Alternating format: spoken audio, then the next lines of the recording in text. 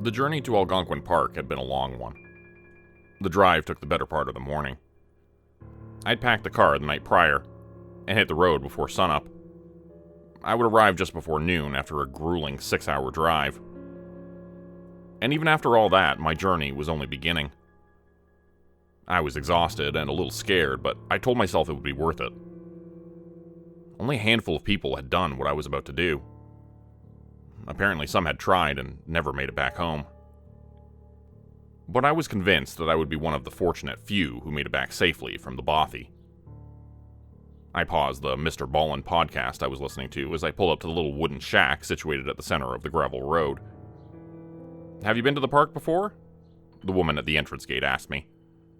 I looked at her name tag, seeing it read, Helen, Park Ranger. "Once or twice," I said back. A little white lie. A few dozen times would be more accurate. "Okay, don't forget to stop by the visitor center for a map. It's a little ways up on the road to your right. Enjoy your visit." "Thanks," I said. "Have a good one." Talking to people was a necessary evil when it came to this initial registration phase at the park. I didn't relish the prospect of conversation with yet another stranger. Strangers make me feel uncomfortable. Nervous.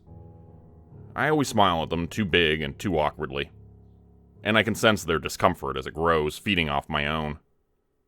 I've always been a bit of a lone wolf, and the idea of spending over a week alone in the wilderness didn't scare me. It excited me. I couldn't wait to get away from everyone.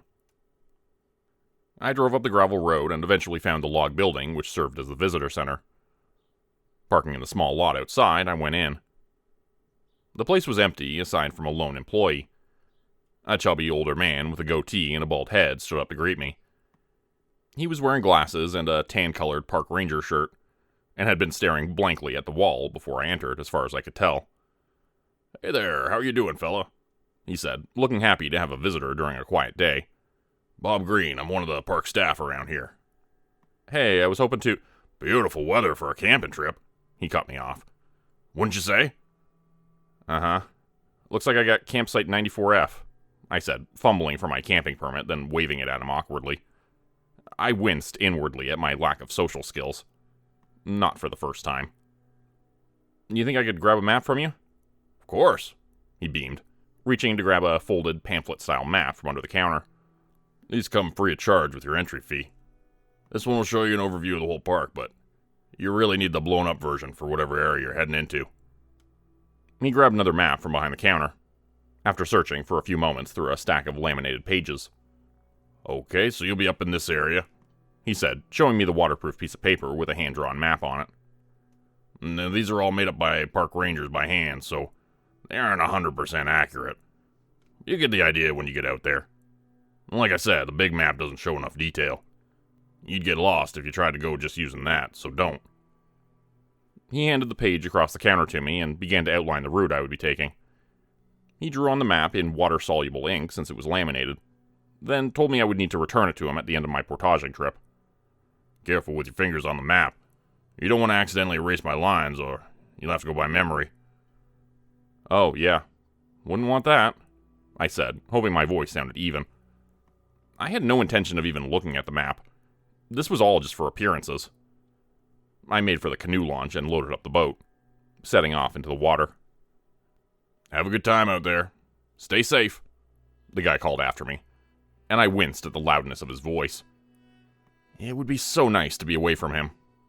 To be away from everyone. The canoe wobbled for a few seconds as I adjusted my weight getting in, but then I got used to the feeling of balancing myself and everything settled. Pushing off with my paddle, I plunged into the shallow water and was off, gliding serenely across the lake. My paddle cut through the crystal-clear water like a knife, making little whirlpools and eddies as I sped along with my swift strokes.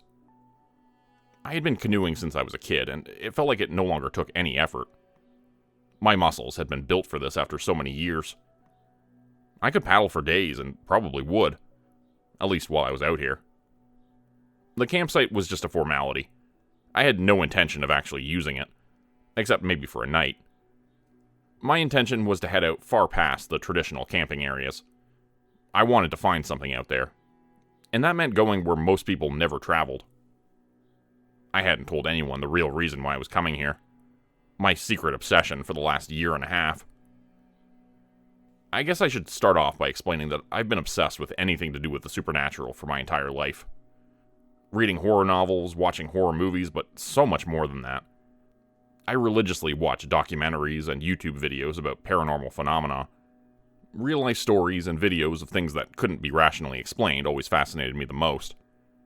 UFOs and ghosts, paranormal entities, and portals to other dimensions all held their share of mystery. But the thing that really caught my attention was when I found out about the bothy, maybe 18 months ago. There were posts online, tucked between threads about Bloody Bobby and the sewer spiders of Louisville, which spoke about a hidden place far out in the woods, deep within Algonquin's wilderness. No one knew who built it there, but there were pictures of the cabin, even a few videos taken from the exterior, and there were stories. Unbelievable stories. People warned against going there, but my curiosity had gotten the better of me. I wanted to see it for myself. To find out once and for all if there really was anything to this mystery, or was it all a hoax? And it helped that the cabin happened to be located in my favorite provincial park, the one I'd been going to since I was a small child. As I paddled along, I let my thoughts drift and my mind wander. I watched the pine trees along the shore and admired the birds taking off from the branches. I'd see fish swimming in the shallow water and bass jumping into the air occasionally.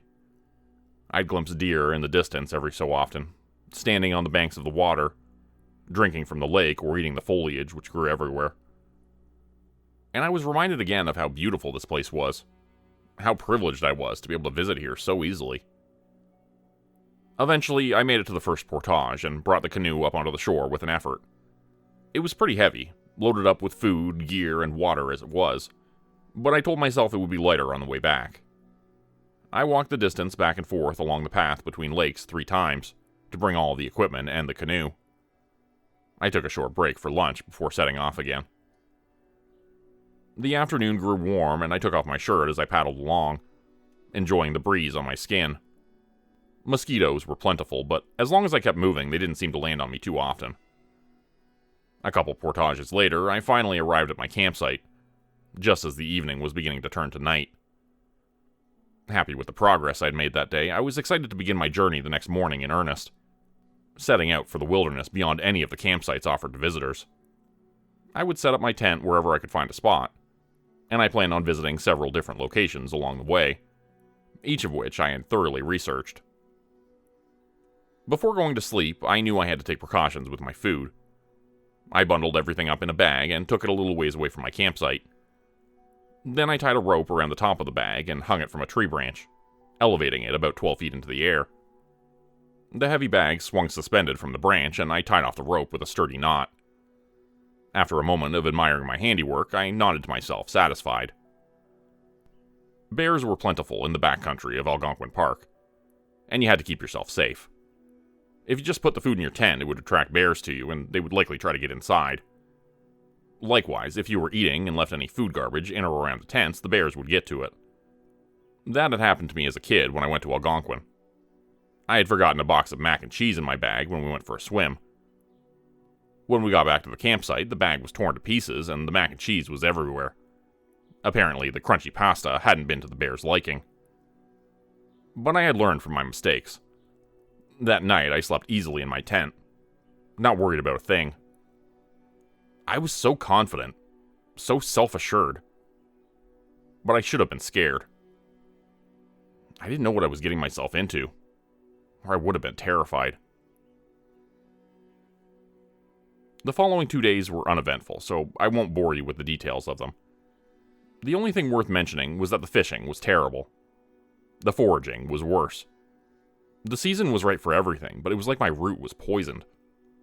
My trajectory was heading for that cursed cabin in the woods, and every creature in Algonquin seemed to realize it. Birds flew away when they saw me coming. Deer averted their gaze before disappearing into the brush. And every time I cast my line into the water, the fish swam away as if the bait were made of stone. Still, I continued undeterred. I lived off my provisions, telling myself that I would find food further in, telling myself it was okay. even when I was beginning to notice that it wasn't. By the fourth day, I was starting to realize I was in potential trouble. But the cabin wasn't far off, and I was determined to see my journey through to the end. I had emergency rations I could dig into if it came down to it, so I wasn't too worried about food. I told myself I'd be okay. People can survive days without food, after all. It would be slightly scary, but I would make it. Instead of thinking about that, I tried to focus on the beauty of the wilderness around me.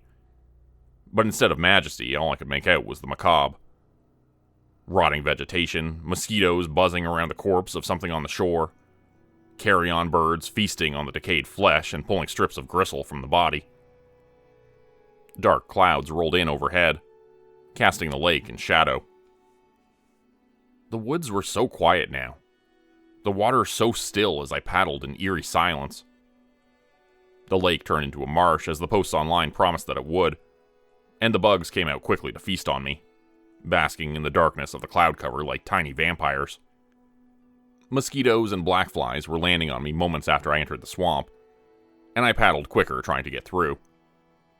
I knew I was very close to my destination now. It was only a matter of minutes before I arrived there.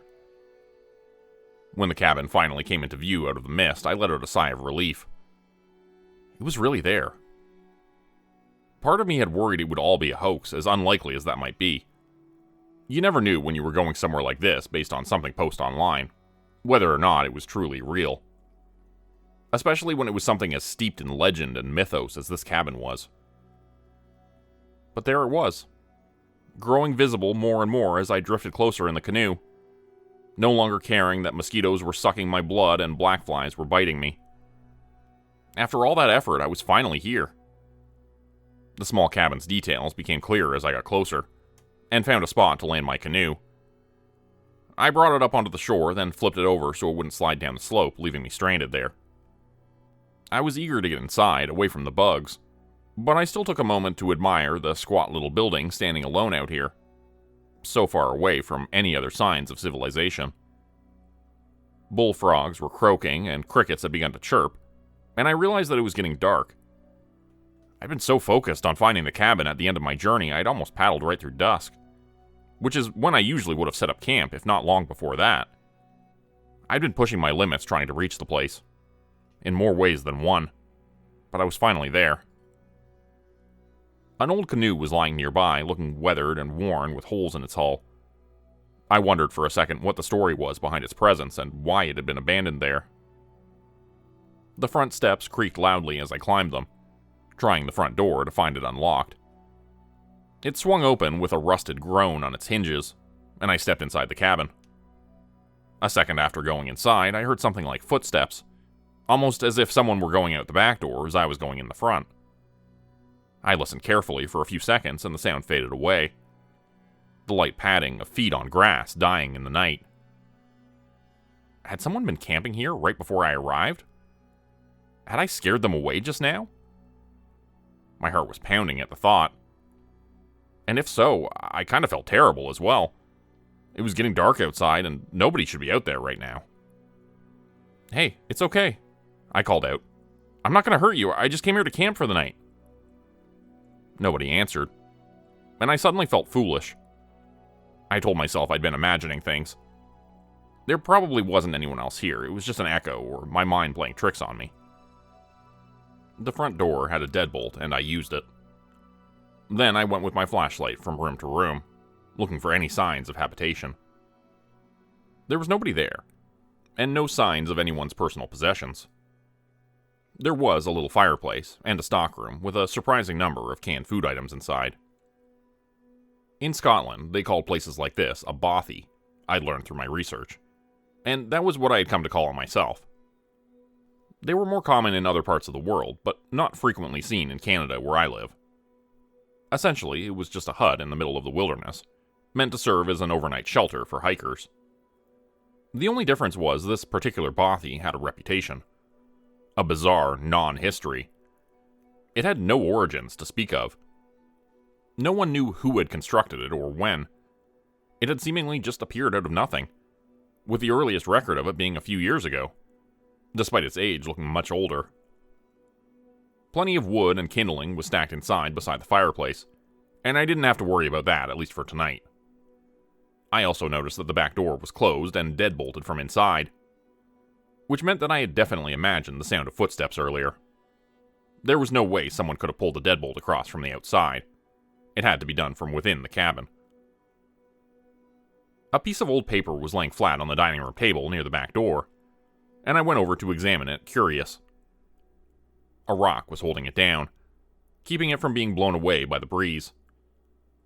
As I looked it over, a smile began to spread across my face at the practical joke. No one had mentioned this in any of the posts I'd read. It was a list of rules for the cabin, but they were obviously a prank. A jest being played by the last occupant of the cabin on any newcomers.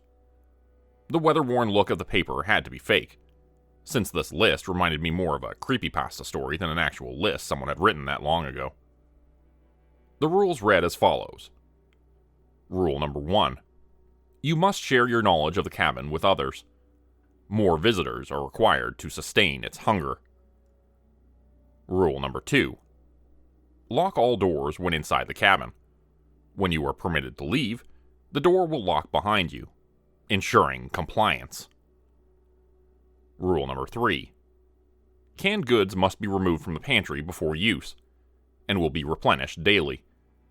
Do not return half-used items to the pantry under any circumstances. Feed all refuse, including cans and leftovers, into the fireplace.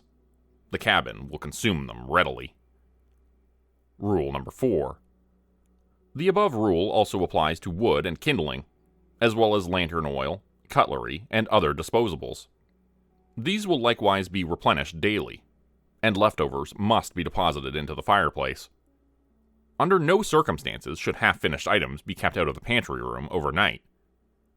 Rule number 5. Knocking on doors and windows should be expected from the hours of 3 a.m. to 4 a.m. Do not open doors or windows during these times. Do not respond to the voices or answer their questions. Rule number 6. You may not leave the cabin until a new visitor arrives. The cabin must have constant sustenance. This last one made my skin crawl for some reason. I didn't like the vibes I was feeling in this place, especially after hearing the sounds of footsteps earlier. But I also didn't have anywhere else to go. It's just someone's stupid idea of a prank, I told myself. The list is just a dumb joke. And the footsteps were an audible hallucination brought on by too many days alone with no one to talk to. That makes a lot of sense, said a voice inside my head that was not my own. What the fuck? I nearly screamed. The sensation of having someone else speaking inside my head was so foreign and unpleasant it was absolutely horrifying. I didn't understand how it was possible, or if it was even possible. Maybe I was losing my mind. The prospect frightened me more than a little bit. I waited for the voice inside my head to say something else, but it didn't. And I was thankful for that. I didn't want to try opening the doors after that, because I was still telling myself that the list was a joke. Then I was imagining things and just needed some food and a good night's rest. So I went into the pantry room and grabbed a can of beans from the shelf. After checking the expiration date, I heated up the beans directly in the can, setting it on top of the stove as the wood inside the fireplace crackled and burned. Frightened I would hear the voice in my head speaking again, I was jittery and anxious all night. I played games on my phone for a while, trying to distract myself, but I wasn't getting any cell reception, and definitely no data signal to watch Netflix. Finally, bored and tired from the long journey, I prepared myself to go to sleep. I unfurled my sleeping bag and curled up inside of it, feeling a knot of dread growing inside my belly. It felt like I was forgetting something very important, but I had no idea what it might be. And as I drifted off into nightmares, the half-finished can of beans sitting next to me in the darkness began to rattle and shake. Something awful growing inside of it. At some point during the night, I woke up to the sound of tapping. A soft rapping at the windows that was steady and annoying. I moaned and began to sit up in my sleeping bag, my mind fuzzy with sleep. "Who's in there?" a raspy voice was whispering. "Let us in," said a second voice, this one near the front door, "It's so cold," said a third voice from just behind me, causing me to jump with fright. There was a boarded-up window behind where I was sleeping, and the voice was speaking to me through the layers of wood and glass. But for a second, it had sounded like it was right there inside the room with me. I opened my mouth, maybe to scream, I'm not sure, but I stopped short as something caught my eye. The can of beans just beside me was moving. It was jiggling and then tipped over as something began to crawl out of it. I nearly puked as I turned on the light from my phone and took in the details of it. The thing looked like a grub. A giant, brown, shiny grub. The kind Bear Grylls would eat if he'd been stuck outside for too long, or was just trying to show off for the cameras. Something shifted inside my stomach. Squirming. Again, I nearly threw up as I thought about the fact that I'd eaten beans out of the can just a few hours prior. Had there been bugs inside the can even then? Judging by the lurching in my stomach, it sure seemed like it. "Let us in," a dry voice wailed from the front door. A soft sound like fingernails scratching the wood came next. I opened my mouth to say something. I wasn't sure what, when the voice inside my head spoke again. "I really wouldn't do that. Do you need to read that list of rules again?" This time, there was no convincing myself that it was my own voice inside my head. This was clearly some other entity speaking to me. I had totally forgotten about the rules at that point, after all. But now they came flooding back into my mind. I had broken the rule about leaving cans out overnight. I was supposed to... do what exactly? I had skimmed the list because it seemed so dumb, but now my life depended on it. The voice in my mind sighed. "Maybe you should throw the can in the fire. And don't answer the voices, remember? You do know how to read, don't you?" "Yes, I know how to read," I hissed. "Who the fuck are you? How am I hearing your voice inside my head?" The ghouls outside stopped scratching at the doors and windows with their fingernails and listened as if curious. "I think you know who I am. You read the posts online. They all said the same thing. The cabin is alive. You just didn't want to believe it." "Of course I didn't want to believe it. That's impossible. This is impossible." A long silence. "Are you gonna eat those grubs? Because if you are, that's okay. But if not, I'd really like to have them." I stood up and grabbed the can of beans, flicking one of the grubs back inside. I can't believe I'm doing this. This is a nightmare. I went to throw the can into the waste bin, but then the voice began to speak again. "Into the fire, remember? You really need to read that list again. Assuming you can read." I scoffed, turned around, and threw the can into the fireplace, which was now completely dead, the fire long extinguished. Part of me wanted to make a smart remark, but the moment I threw the can into the stove, the whole thing lit up in a bright white gout of flame. I saw an inhuman face in the flames for a split second. A skull-like face with hollow holes for eyes and a hungry grin. And then the fire was out again and the face was gone. The can, too. The unpleasant feeling in my gut went away with it. "Ah, that's better," said the deep voice inside my head. "Now the cutlery. Throw it in as well." I hadn't even thought about the cheap, disposable wooden cutlery, but now that I looked at it closely, I saw it was covered in tiny insects. Ants or termites, perhaps? "Do it quickly now, otherwise they'll get inside." The door handle started rattling and shaking as the people outside began trying to force their way in. The tapping on the windows turned into pounding fists, angry and insistent. I went over to the wooden fork and spoon on the floor and picked them up, holding them between two fingers as if they were diseased. Then I tossed them into the fireplace. The fire flared up again, but less this time, and then dwindled down to a low, flickering candle burn. "Good, good. You've done well for a first-timer. Only one last thing. The lantern oil. Toss it in as well. Quickly now, they're almost inside." It took me a few seconds to find where I had put the bottle of lantern oil.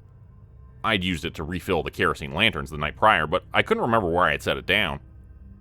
Finally, my eyes settled on it, sitting atop the dining table near the list of rules. I ran over to it and picked up the mostly full bottle. A voice in my mind, not the new one, was screaming that this was dangerous, that what I was doing should not be done under any circumstances. It was reckless and stupid and entirely necessary. Don't do this at home, kids. Let me tell you, it wasn't smart. But I threw the bottle of lantern oil into the fireplace, then scrambled backwards, flipping over the dining table and hiding behind it for cover. I was expecting an explosion or fireball like something out of a Die Hard movie, but instead it just flared up in a bright orange light and dissipated a moment later. That was good, thank you," the voice in my head said.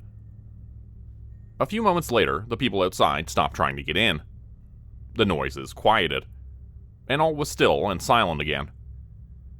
Except for the voice in my head that didn't belong. "You did just as I asked. Thank you. Well done. You'll make an excellent pet." And with those words, I fainted. I woke up the next morning with a ringing in my ear and a painful headache. The back of my skull was hurting when I reached back there, and I felt a large goose egg, as well as a lot of dried blood. My hair was crispy with it. I groaned, sitting up and telling myself that I'd fallen last night, and that was why I'd had such horrible nightmares. The voice in my head and the grubs and the beans, the people trying to get in, and looking towards where the can of beans should have been, I felt the bile rising in my throat. The can was gone, and there were several carcasses of dead, shriveled grubs laying near it. Big, fat ones, just like I'd seen in my nightmare. "Yeah, sorry, that wasn't a nightmare. I mean, sure, you did have a few of those too, but the really horrible shit, that actually happened." The voice in my head speaking again. It took me a long time before I could talk. My jaw just hung down stupidly, and I stared around the interior of the cabin, looking for the source of the voice and knowing I wouldn't find it. It wasn't audible, after all. It was in my own mind. "Who are you?" I asked aloud, my voice trembling. "What do you want from me?" "Oh, I think you know the answer to that already. Just think about it." I thought about it. And he was right. I was starting to think of the voice as a he because it sounded like a man. The voice was different from my own. "You're the cabin, right?" I asked.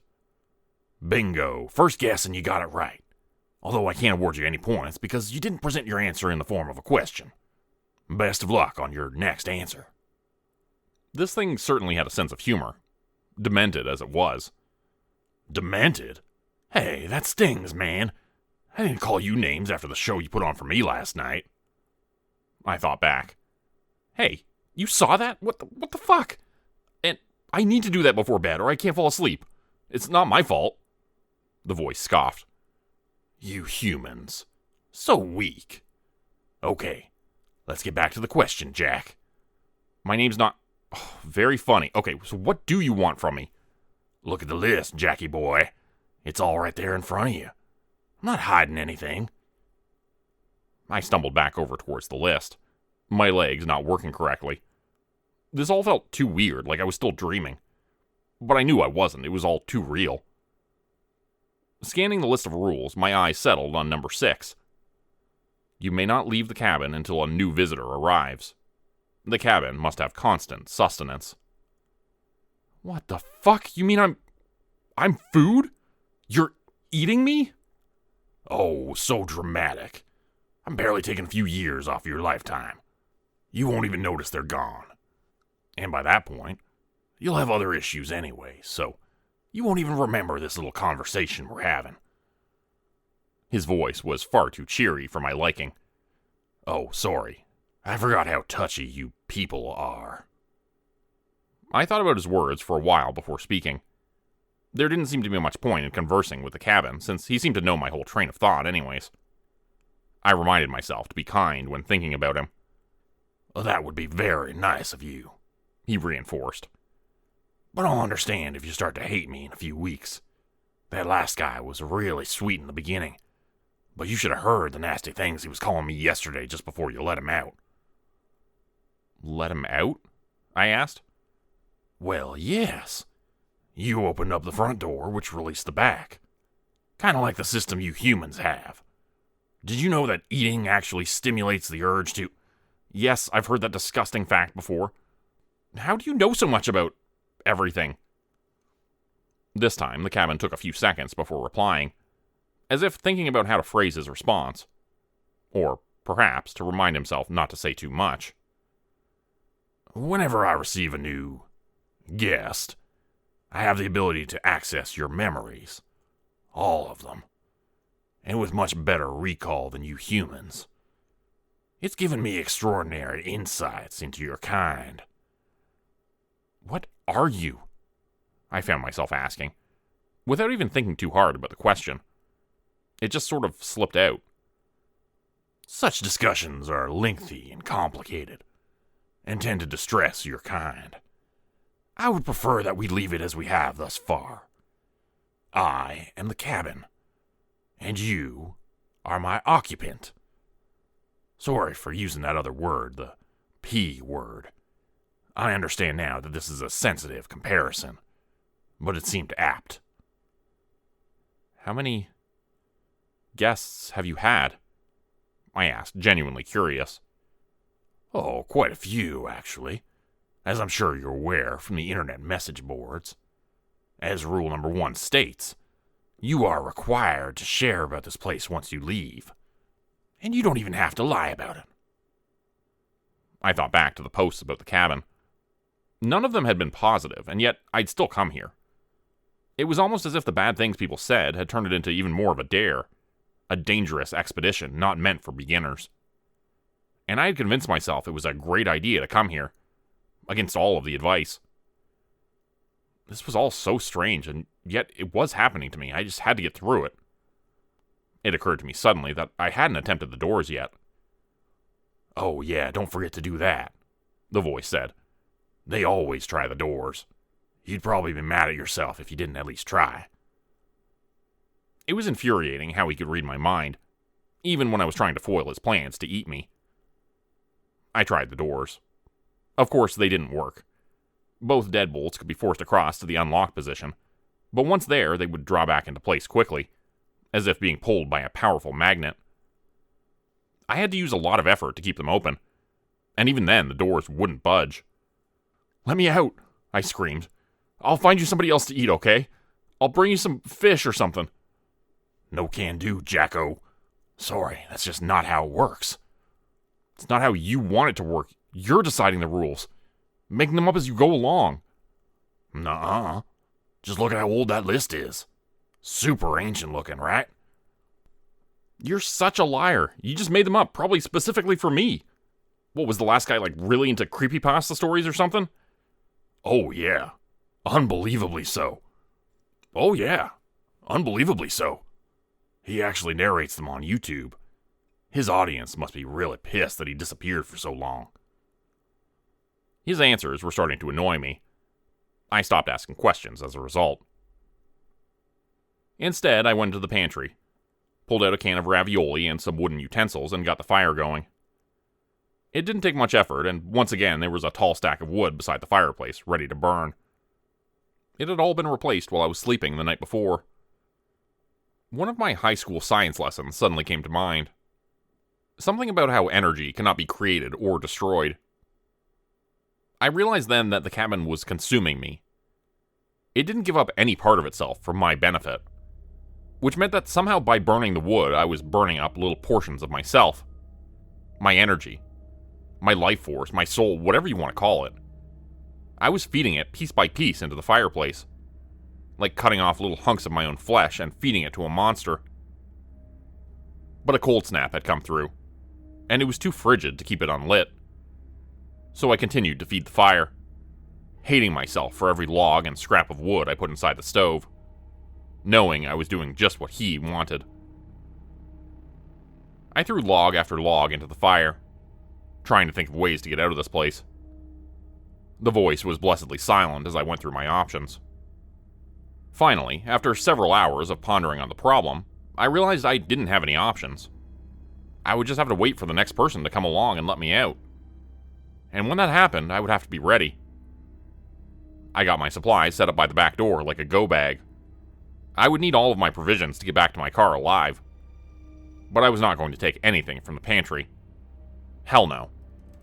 No way. That stuff was cursed, and it belonged here with this place. Actually, I realized, even this place didn't belong here at all. That was why there was no record of it beyond a few years ago. The posts online that compared it to a parasite were the most apt, since that was what it was. It was like a leech, surviving out here by feeding off the surrounding wilderness and the people who came inside. That was why everything around here looked so bleak and desolate. If it stayed here, that would only get worse. That decay would just continue to spread and grow more and more malevolent. This thing was a cancer. However it had gotten here, whether it had come from another dimension or another planet, it did not belong in this wilderness. It was going to destroy the park. And it would continue to spread even beyond that. I don't like this train of thought, Jack. We've been getting along so well. You don't need to have thoughts like that about me. In fact, I'm going to have to demand that you don't. The temperature in the cabin began to plunge rapidly. Suddenly I was shivering from the cold, clutching myself and climbing into my sleeping bag, which was crusted with ice. I can make life for you here very unpleasant if you want to continue thinking thoughts like that. I'm sorry, I managed to say through chattering teeth. I'll stop. A few agonizing seconds later, the temperature began to return to normal inside the cabin. I breathed a sigh of relief, but it took me a long, long time to feel warm again. Don't cross me, the voice said ominously. Trust me. You do not want to see me when I'm angry. That was enough to convince me not to try anything for a long while, as I waited anxiously for another unsuspecting guest to arrive. The hours passed slowly, with nothing to do inside the cabin. Gradually, my battery ran out on my cell phone and my reserve power banks became depleted, leaving me with nothing to do but wait.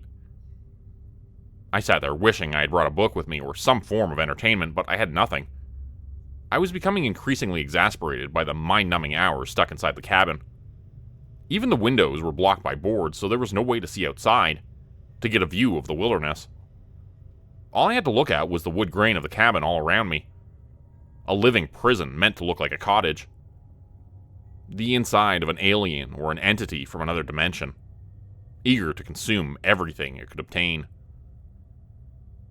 I can't tell you how many days I sat there, waiting for someone to come and rescue me, or to come inside the cabin and take my place. I lost track after a while. The days seemed to last forever, and the nights took even longer. And I had no sense of time because of the lack of windows. My only clue as to the hour was the pounding on the windows and doors every night at 3 a.m., waking me from my sleep most of the time. They were always angry and insistent, but never as bad as that first night, when the things outside had tried so desperately to get in. With nothing but time, I thought about that night more and more. It occurred to me that that had been the closest to being nervous I'd ever seen this entity. It had been so insistent that I do what the list said. Desperate, almost. The question lingered in the back of my mind, but I was always afraid to ponder it too carefully, scared that the cabin would notice and get angry. The rule stated that I should not open the doors between the hours of 3 a.m. and 4 a.m. But did that mean that I could open the doors during these hours? What exactly would happen if I broke the rules? I think close to a month had passed by the time I made up my mind. During that time, I had been subtly testing the boundaries set in place by the entity which now controlled my life. I had learned to guard my thoughts by that point, something I had developed through trial and error, finding out the hard way how to disguise my intentions and my goals. It's hard to explain, but I created a movie of memories that I played on a loop as if to soothe myself with it. But just below that, just beneath the surface, was my plan, slowly developing and hidden in my subconscious. Don't ask me how I developed this skill, since it's not something I could teach. But human beings are very good at adapting to face problems. It's one of the biggest things we have going for our species. And I knew the cabin couldn't see my plan. Because, if he could, he would have killed me. I know this. Because that's exactly what I planned to do to him.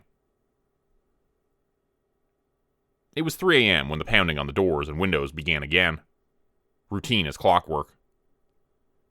The voice had been quiet lately, seeming satisfied with the long-lasting meal I was providing. Instead of gloating, he had been content to wait silently for his pet to be exchanged for a new one. But I wasn't going to give him that opportunity. That night, I had left a pile of trash out near my sleeping bag, including disposable utensils, open cans of beans and ravioli, and half-empty bottles of water and lamp oil.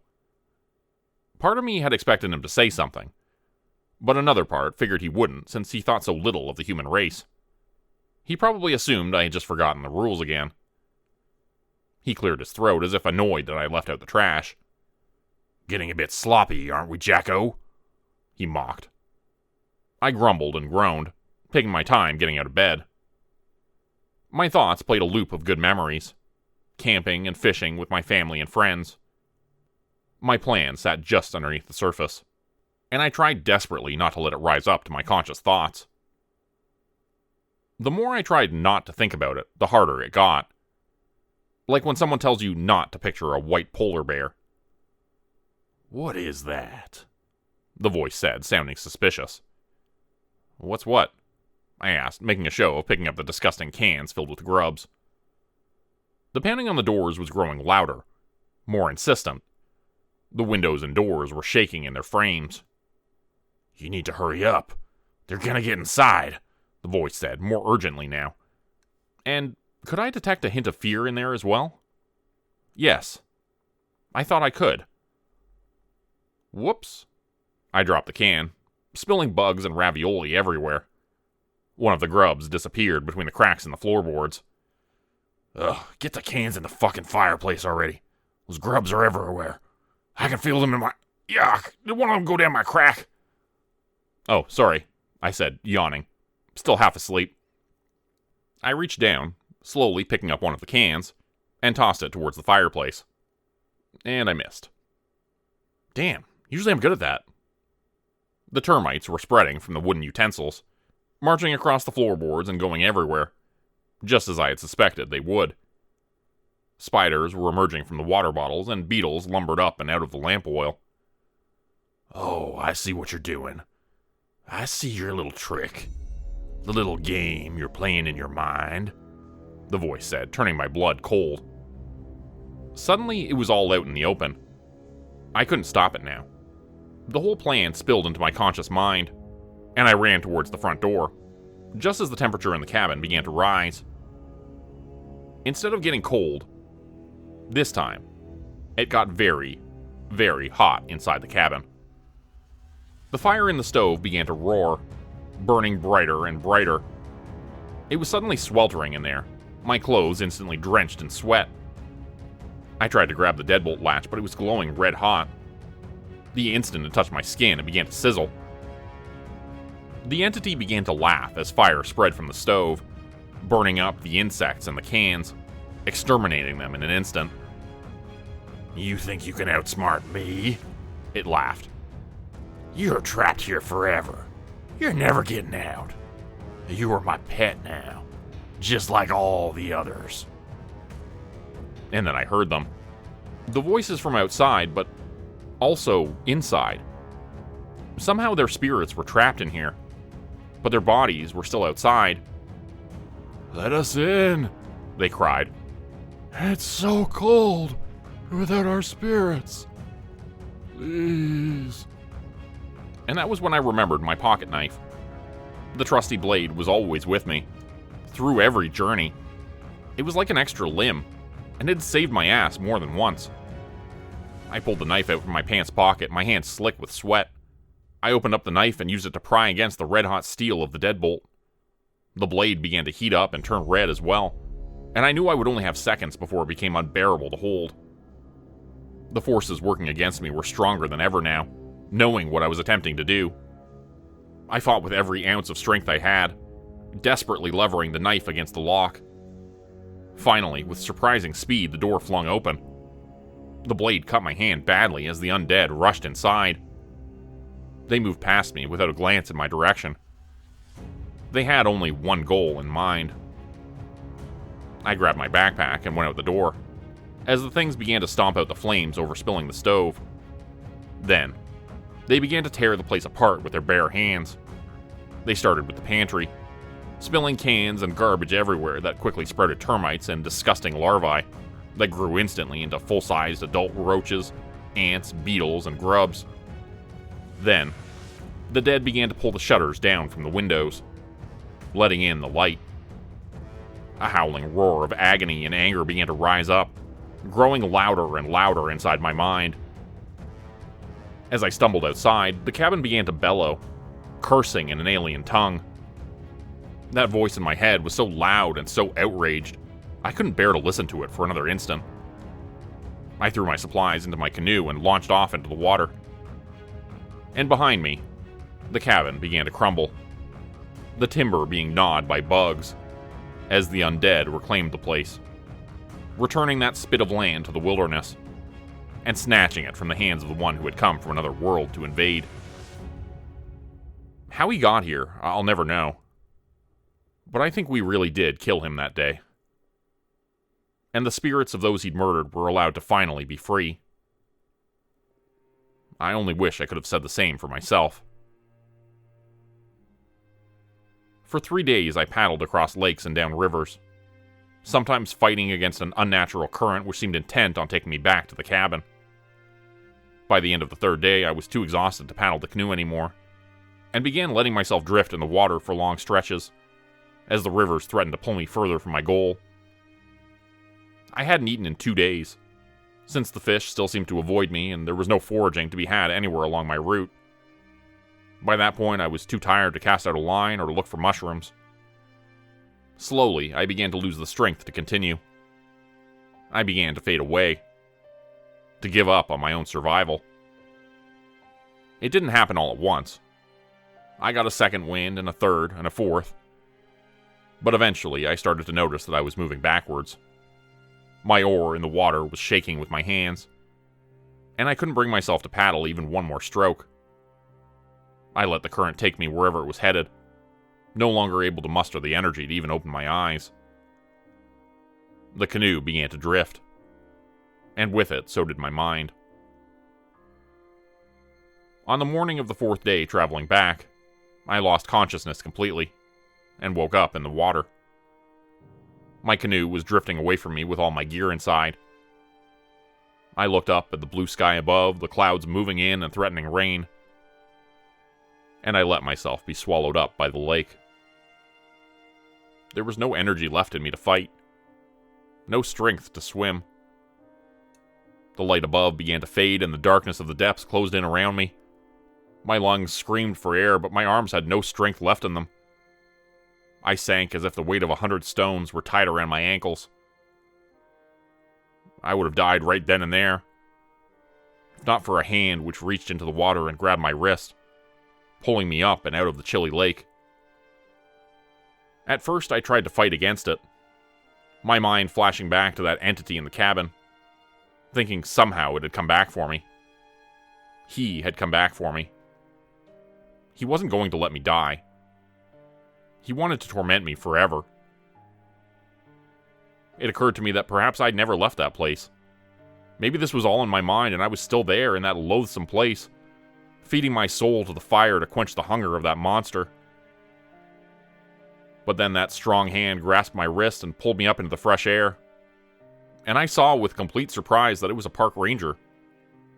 The familiarity of his face began to register in my mind, and I realized who he was. This was the same man who I had internally mocked and despised during my first day at the park. The guy, Bill had been his name, had been so kind and had offered me advice and safety tips. And in my head, I'd just been wishing he was dead, wishing he would leave me alone. I had wanted so desperately to be alone. But now I was glad I wasn't. I was glad he was here, pulling me up by the seat of my pants and hauling me into his canoe. For a few seconds, I just lay there on the floor of the canoe, soaking wet and staring at him. We were both panting from exhaustion as we locked eyes and waited for the other to speak. Man, you're one lucky son of a bitch, he said finally, his face grave and unsmiling. Noticed your car was still in the parking lot after your camping permit expired. I had the day off, so I figured I'd come out and look for you, see if you needed a hand. I coughed up a lungful of water and groaned the most sincere thank you I could muster under the circumstances. Good thing you didn't stray too far from your campsite, he said. I was about to turn back in a minute. Looking around, I saw the familiar landscape and the island I had set up my tent on. 8 days ago. 8 days that felt like a lifetime. It had taken me a week and a day to travel to and from the cabin, not including the time I was trapped there. Like I said, I lost track of the days after a while, but I knew it must have been more than a month. For me, at least. And yet, when I asked Bill what the date was, he told me again that only 8 days had passed altogether. As if my time in that cabin didn't count. Or maybe time in there is just different. Now I understand why the posts online had been so insistent, so forceful in their pleas that no one should ever visit the cabin. I had wondered why they even shared about it in the first place if they didn't want others to go. But now I know. Now I understand. The cabin forces you to do it. It makes you share about the place. Just like I'm sharing about it now, even though every part of me knows I shouldn't. It still exerts its control over me. And over them. And now I know why that is. He got under my skin, I guess you could say. The cabin infected me somehow. It really is like a parasite. A parasite that latches onto you if you go inside. Every time I ate something from that pantry, I was taking in a little bit more of its dark presence. Inviting it into myself like an unclean spirit.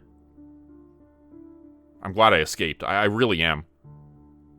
But I sometimes worry about what might have escaped with me. What if I brought a little piece of it home with me? And now it's incubating inside of me. Growing. I've started hearing voices in my head again. And it's not just one. There's thousands of them.